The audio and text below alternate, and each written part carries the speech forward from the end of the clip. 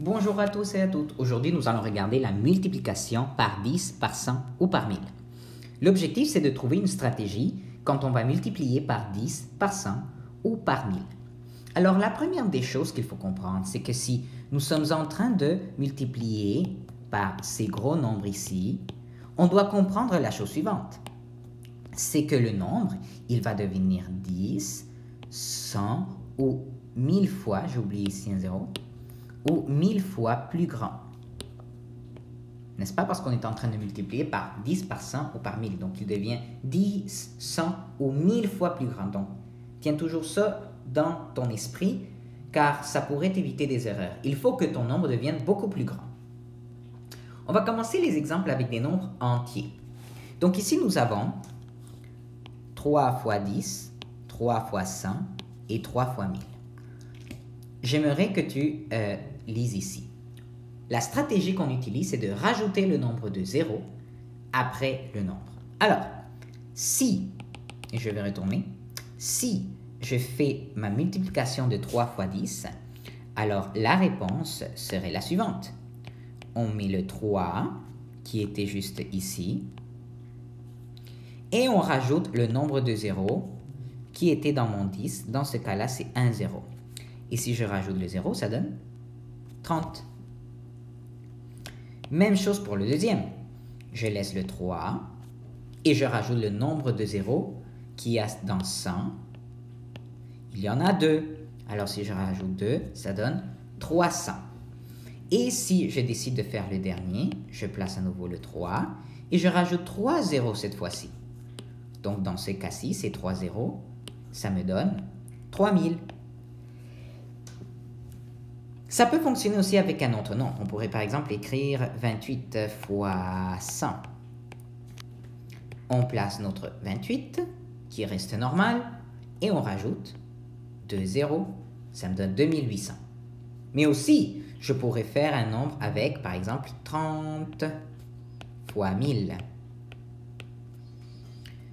Je dois écrire mon 30 et rajouter le nombre de zéros qu'il y a dans 1000. 1, 2, 3, et ça me donne 30 000.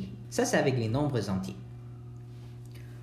Que se passe-t-il lorsque nous utilisons des nombres, exemple avec un nombre décimal? J'ai fait une erreur ici. Donc, ici, nous avons 0,31.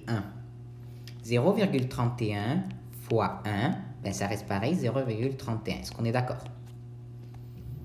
0,31 fois 10. Alors, voilà la stratégie que nous allons utiliser.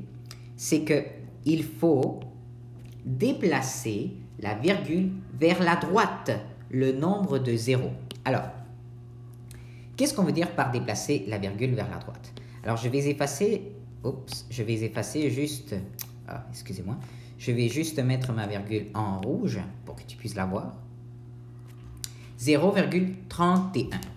Alors, nous allons déplacer, cette fois-ci, le 0,31, on va déplacer la virgule vers la droite.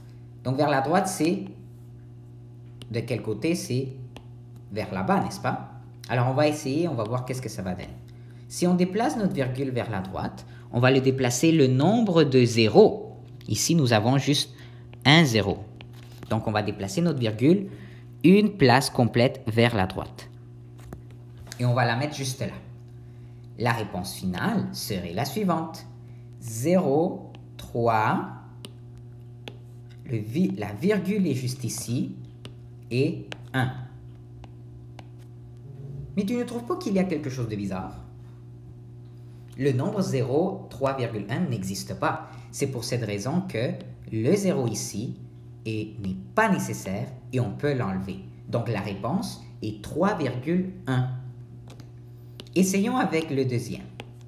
Nous avons 0,31 fois 100. Et nous avons un 0 et un deuxième 0. Donc nous avons 2 zéros. Combien de fois nous devons déplacer notre virgule? 2 fois. Donc si j'ai la virgule, je la déplace une fois et je la déplace une deuxième fois. La réponse serait la suivante. 0, 3, 1, virgule. T'es d'accord? Mais ce nombre, il est bizarre. Donc, même chose, nous n'avons pas besoin du 0 dans ce cas-ci. Et la virgule est-elle nécessaire à ce stade?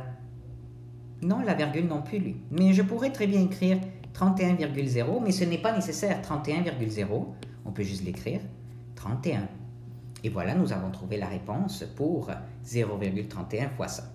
Et tu peux remarquer qu'à chaque fois, le nombre devient plus grand. Si on multiplie par 10, ça fait 3,1, ça fait du sens. Et si on multiplie par 100, ça donne 31, donc 100 fois plus gros.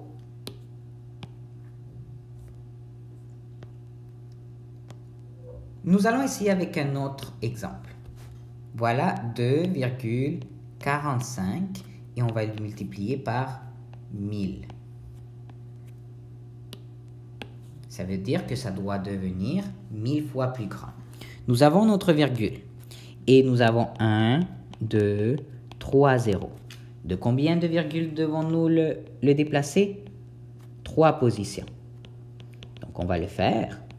On va faire une position, 2 positions. Mais ensuite, qu'est-ce qu'on pourrait faire? Là, puisqu'il n'y a pas de 0 additionnel, on doit s'imaginer qu'il y a un 0 invisible juste ici. Et si on déplace la virgule, on va se retrouver avec la réponse 2, 4, 5, 0. Un total de 2450. Est-ce que ça fait du sens? Bien sûr que ça fait du sens. Parce que si on enlèverait, si on avait 2,45, mais disons que le 45, j'en prends pas en compte, et je fais 2 fois 1000. 2 fois 1000, ça fait déjà 2000, non? Donc on est très proche. Les 450 viennent de la virgule. Voyons voir qu'est-ce qui se passe avec la division. Avec la division, cette fois-ci, on va déplacer la virgule, c'est vers la gauche plutôt que vers la droite. Donc, ton nombre va devenir beaucoup plus petit. Mais pour commencer, on va essayer avec des nombres entiers, juste pour se rappeler. 300 divisé par 10. Pour les nombres entiers, pas virgule, il faut enlever le nombre de zéros. Donc, ici, j'ai un 0. Donc, je dois enlever 1 ici. La réponse finale est 30. Ici, j'ai 2 zéros. La réponse finale est 3. Et voilà comment nous pouvons facilement trouver les réponses dans ce cas-ci. Que se passe-t-il lorsque nous avons des nombres à virgule? Comme je te disais tout à l'heure, il faut déplacer. Maintenant, il faut déplacer la virgule vers la gauche. Mais ici, on n'a pas des nombres à virgule. J'ai mis 325, mais c'est parce que je veux te montrer la virgule dans quelques instants. Alors, plutôt que 325, nous allons placer la virgule. Nous allons déplacer la virgule. Non, on va laisser comme ça. 325 divisé par 1, ça donne 325. Tu es d'accord avec moi? 325 divisé par 10. Là, ce qu'il faudrait faire, c'est que on va rajouter des virgules. 325, c'est comme si on disait 325,0. Est-ce qu'on est d'accord? Bien sûr que oui. Alors, si on doit se déplacer vers la gauche, donc vers là-bas, vers la gauche,